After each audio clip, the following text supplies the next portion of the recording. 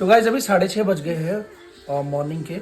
आज की जो मॉर्निंग की शुरुआत हुई है ना, बहुत ही खतरनाक तरीके से हुई है, क्योंकि 5:30 बजे दिल्ली में आया है भूकंप। और भूकंप इतना खतरनाक था, वो इतना खतरनाक था, ऐसा लग रहा था कि दीवालों के मसाले झड़ गए, बिजली से कड़क गई है, पूरा बेड हिलने लग गया था। तब से उठे हुए हम लोग, भागे एकदम नीचे और उसके बाद फिर ऊपर आए। वो सब बच्चे भी उठ गए हैं सुबह सुबह, जो कि सोए रहते हैं, और आज सुबह सुबह उठ गए हैं।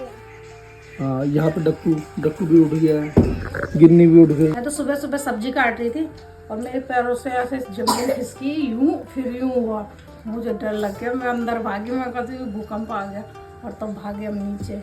ऐसे ही चले गए बच्चों को उठा के, और स्वेटर वगैरह कुछ नहीं पहन रखे थे, ठंड लग गई बच्चों को। ये तो वही कहावत हो गई, पैरों तले जमीन खिसक गई। वही हुआ।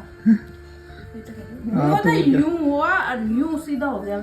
ऐसी होता है भूकंप। आवाज आई बहुत खतरनाक, चटक, जैसे कि पत्थर फेंक मारा और चट हो गया। चट चट ऐसी आवाज आ रही थी भाई, कुछ चटक रहा हो जैसे, खतरनाक तरीके से। हाँ, वही हुआ था। वो बेड भी हिल रहा था बहुत तेज। गिन्नी को तो पता ही नहीं है कब आया, हमने तो उसको उठाया, मतलब उठो उठो उठो उठो। मिन्नी को भी नहीं पता। पापा को तो पता भी नहीं था, हमारे पापा के बच्चे भी है यहाँ पे। क्यों? पापा ऐसे ही भाग गए, तो मम्मी कह रही कि अरे बच्चे तो ले लो। तो गाइस पहली बार इतना खतरनाक भूकंप का एहसास हुआ हमको, क्योंकि जो एपिक सेंटर था वो था दिल्ली का धौलकुआं।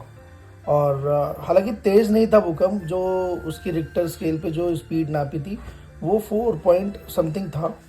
4 पॉइंट समथिंग कुछ ज़्यादा नहीं होता, लेकिन एपिक सेंटर दिल्ली था, इसलिए हमें ऐसा खतरनाक लगा वो कि बहुत तेज भूकंप आया।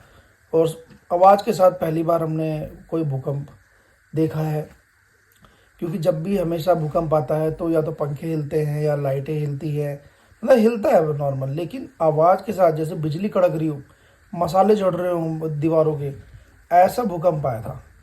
तो फर्स्ट टाइम हमने एक्सपीरियंस किया है। मतलब अब हमको ये फील हो रहा है कि जब जैसे बाहर देश में, जापान में, नेपाल में ऐसे जब भूकंप आए थे जहाँ पे बहुत ही ज़्यादा नुकसान हुआ था, उस टाइम बिल्डिंगें गिर गई थी, तो जो एपिक सेंटर के पास में जो रहे होंगे वो क्या मंजर रहा होगा और उन्होंने क्या फील किया होगा, वो अब हमको एहसास हो रहा है।